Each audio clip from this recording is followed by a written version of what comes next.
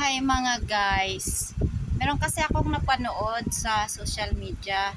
Sabi niya, pag niligawan daw siya ng construction boy, ayaw daw niya kasi mahilig daw siya sa engineer, pulis, doktor, seaman. Kahit naman anong trabaho basta marangal, kaya okay lang. Wala namang naging masama sa pagiging construction. Ang issue dito ay pagiging respeto, mapagmahal at tiwala. Yun ang importante. Guys, ang construction, ayaw mo ba nun? Marangal lang ng trabaho, hindi ka pa nga umuwi sa bahay, pinupukpok ka na. Pinupukpok ka ng mga salitang respeto. At ang iba naman ay yung sabi nga nila, yung driver ay sweet lover.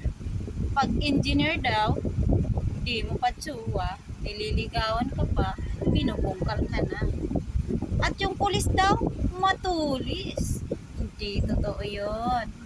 Pag sundalo daw, kahit saan daw ang sundalo may asawa. Totoo ba yun guys? Tapos ang doktor, hindi mo pa daw naging asawa, ini-injectionan ka na. Depende sa tao yun guys. Pag ang sima naman, ililigawan ka pa nga. Yung iba, mabilis talagang siman. Hindi mo pa nga sinagot, sinisisid ka na. So guys, wala yun sa trabaho.